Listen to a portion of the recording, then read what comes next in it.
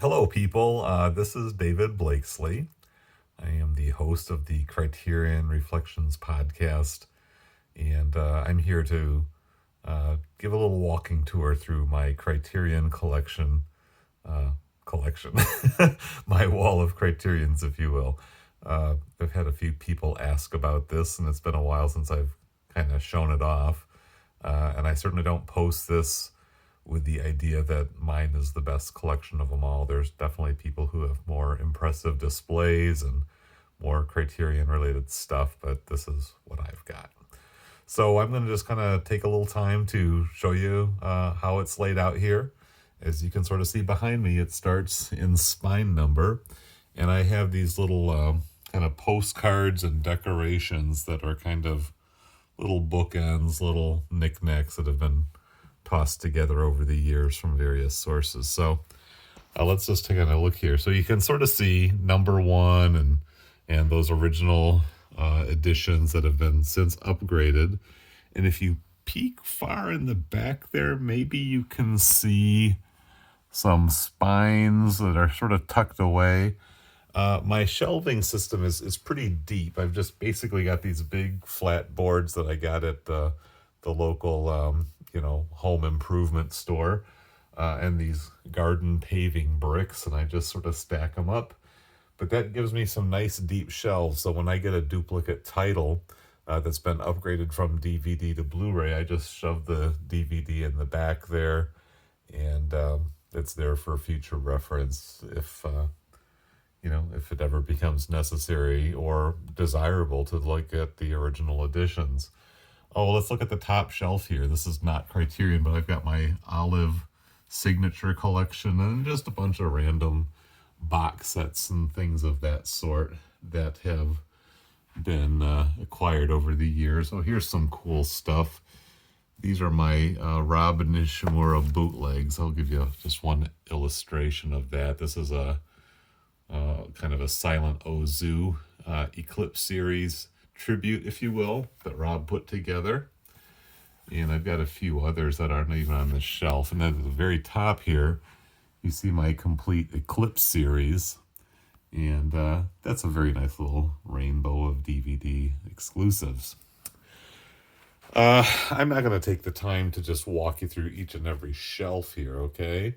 But maybe I'll just give you a little picture of how it's laid out. So basically, from brick to brick here, we just basically have everything squeezed in, going down, down, down, until you get to the Jean Renoir set here. Where's my finger pointing? There we go. And then we go. I'll just kind of give you a chance to take a look there.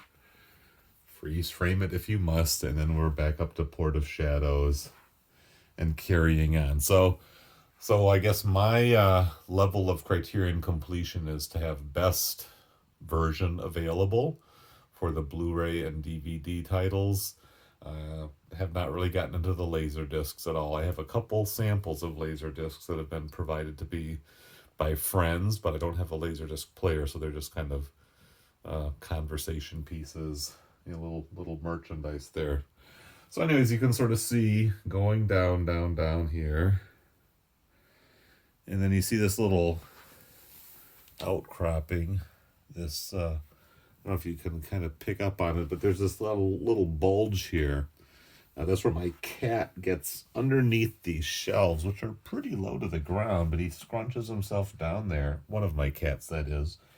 And then he'll sort of stand on the back of the shelf and push the discs out. So that's what that's all about there. All right.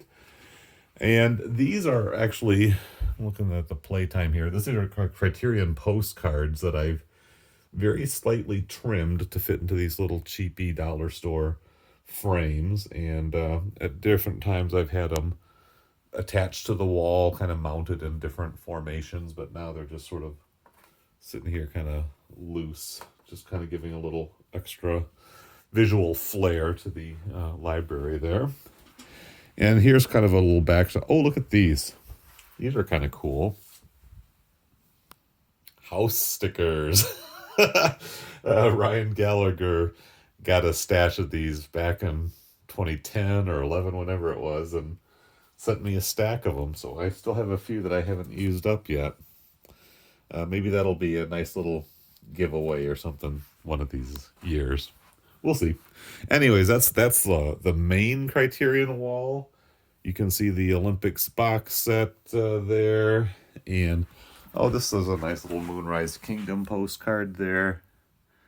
Very meaningful film in my family's history there. That was not a Criterion product at the time. That was from the premiere of the film. And maybe I've got some other cool stuff I can show you as I get to the other side. So anyways, yeah, so all of these discs, we're going, here's our dual format section.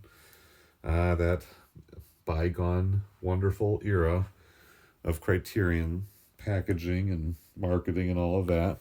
And it ends here with 8 hours don't make a day. And then we've got to make the leap over. Here's my TV, which is a pretty simple but effective 50-inch Samsung 4K with 4K UHD player. Nothing super fancy, but given the relative shallowness of the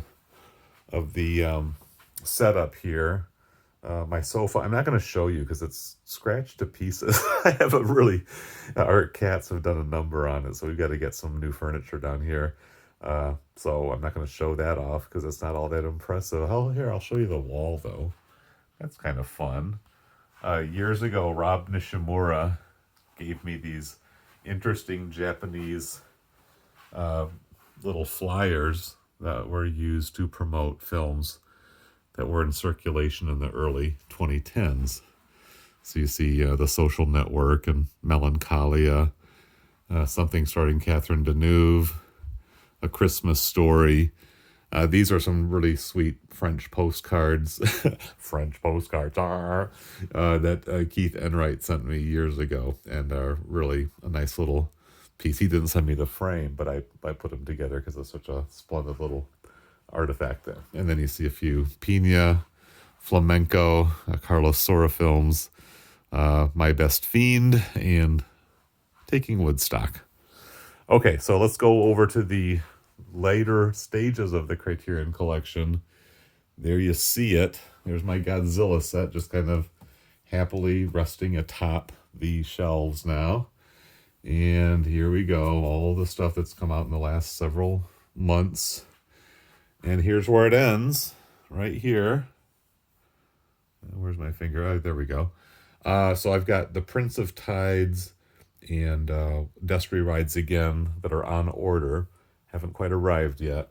And I do have a couple of upgrades. I've not yet upgraded Salesman or Antonio Gaudi or The Fugitive Kind. So I'll wait for another Barnes & Noble sale or another half-price sale of some sort. And we'll upgrade at that point. And then it just kind of gets randomish here. We've got a few Twilight Time titles. Here are some Criterion titles that have been, turned into Criterion editions when I had the versions of them. Not the Oasis. It's just like I say, it's a little bit sloppy, but yeah, whatever. My Monty Python set, this bootleg Miyazaki, the Universal Monsters UK edition. Here's some more Criterion stuff, and that's been upgraded since then. Kind of an interesting Japanese sci-fi series that my son Derek got for me when he was in Japan. Here are some boxes. They're empty at the moment. This is a nice one here, the Hitchcock set. The Ingmar Bergman MGM box. And then here are just some random Blu-rays and things that I've got. Sorted by titles, I believe. A little bit of director stuff at the bottom here. There's my Chaplins and my Hitchcocks. Okay, I've already gone on for almost 10 minutes, so that's probably enough. But I hope you've enjoyed this little tour. Here's the upper shelf. Again, some random box sets. Oh yeah, here's a Moonrise Kingdom canteen. This is pretty awesome. And then my Criterion postcards books here. All right, that's probably enough. if you're really curious and you want to see some more details, please let me know and I'll oblige. There it is. David Blakeslee's Criterion Collection.